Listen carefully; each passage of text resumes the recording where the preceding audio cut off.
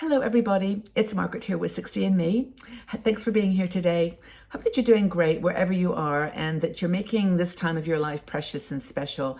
I want to talk to you today about something that has been a theme of my life, and I think a lot of women in our community can relate to it, and that is downsizing. And when I say downsizing, I don't just mean giving up physical items, although that is at the heart of this conversation. It's also simplifying your life so that the things that are really important to you are the things that you're spending time doing. It doesn't mean that you have to reduce who you are or minimize the complexity of your life or the colors of your life. That if you've got, lots of interests and lots of things that you love to do, downsizing doesn't mean you're giving that up.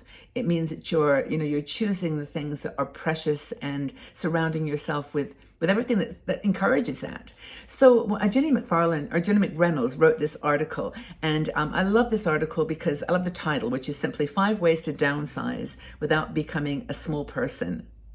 Because I think that's the natural inclination is as you start to downsize and give away things and simplify your home, you at the same time become more boring or less interesting, or you don't have as many interests. And I think that her point here is that it's just the opposite. What comes out of simplifying the physical world is that, we can actually then leave space for new friendships, new hobbies, new interests, new life.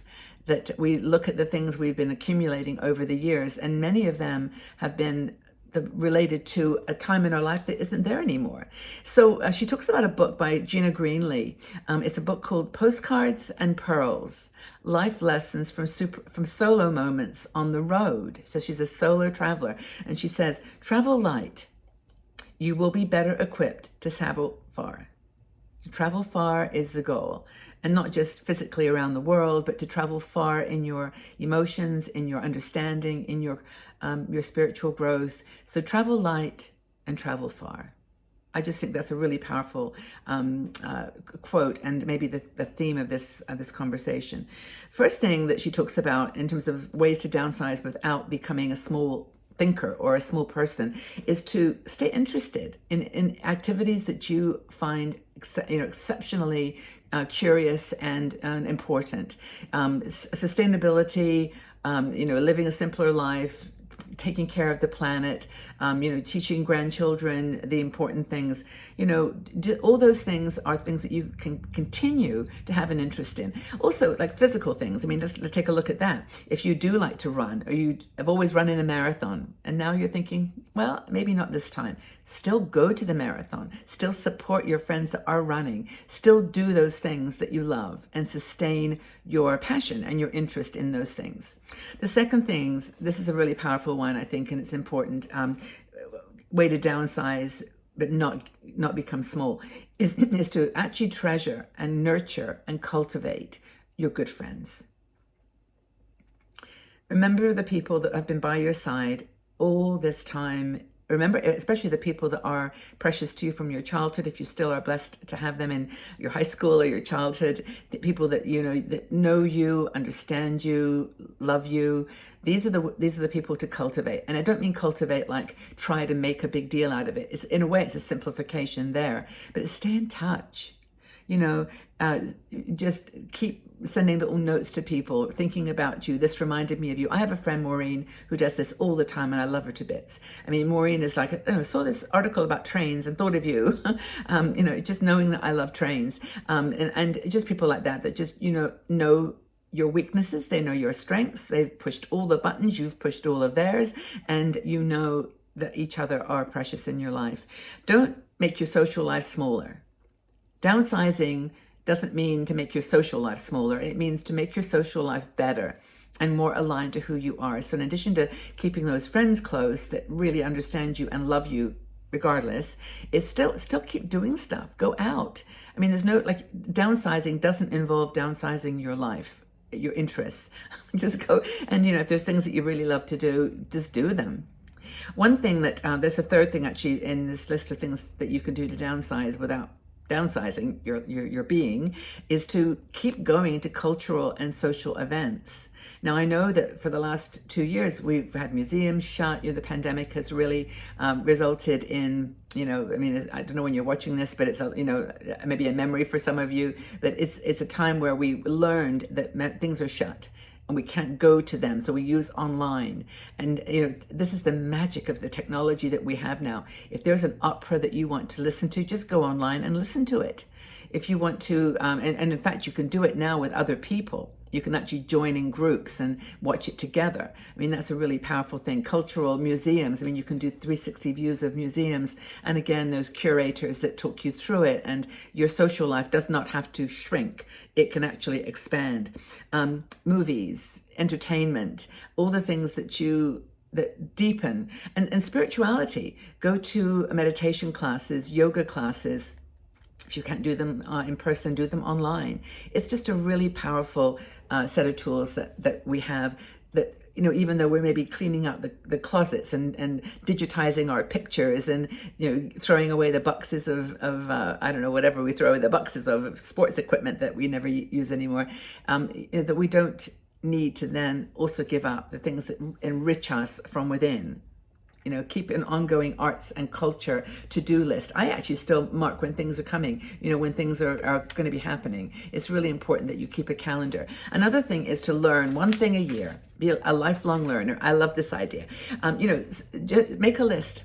All the things that you want to learn about. And then also when you're researching something, like I like to research places or, places that I would want to travel or that I have traveled. And, everything from architecture to art history to dance and salsa, and get really granular, how to bake, how to cook French food or Spanish food, or how to make pasta, whatever you have wanted to do. Learn something. I mean, once a year may not be even enough. Just learn one thing every month. Make it your thing. Start with the big things. Maybe, I'm going to learn how to play the guitar, or I'm going to learn how to make a banjo. Whatever the big things are, I'm going to learn about medieval history. I'm going to become a quilter. I mean, these may take a year to actually cultivate and learn, but why not just learn something every week, every day?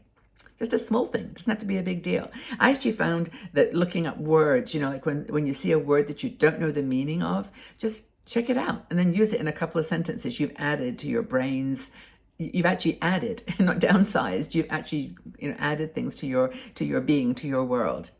And then the next thing and the final thing in this 5 ways to downsize and stay big and strong and not shrinking is to meet new people.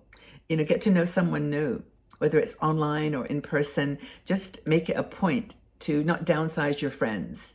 Downsize of course, treasure the individuals that are really important to you, that you've prioritized, but also just meet new people. Go to activities, events, online or otherwise, where you can meet people, and make that part of your downsizing exercise. As I said before, like when you downsize the physical world, you can then create room for love. You can create room for new things, not things, but new experiences, new journeys, new at any level, and new skills, new ways of seeing things in the world. I think it's really, really powerful. Expand your interests. Don't expand your stuff. Expand your interests, expand your love, expand your kindness, expand your understanding of the world and that you're in. But don't have to hold on to things in order to do that. I think it's really, really powerful. So, are you thinking about downsizing? If you have started the downsizing journey, because it's a journey, what are you doing first? What are you finding the hardest? Is it books, pictures, art? Memories? You can downsize memories too. But what are you doing if you decided to start the downsizing exercise? What have you decided to let go? And then on the other hand, at the same time, what have you brought into your life? What are you expanding as a result of your desire to downsize? I think that's a super interesting question. So what movies and books are on your list? What new tasks and skills are you looking to bring into your life? How are you going to expand your understanding of the world? Leave your comments in the section below. Let's have a chat. And I really look forward to reading your comments, your conversation, and hope that you find ways to both downsize, let things go that you don't need anymore, and looking around. At the same time, bringing people, things, and joy into your life, growing that part, but letting other things be minimized. Take good care, everybody. Have a really wonderful day. Sending you lots and lots of love. I'm by your side on this journey, and thank you for being part of my world.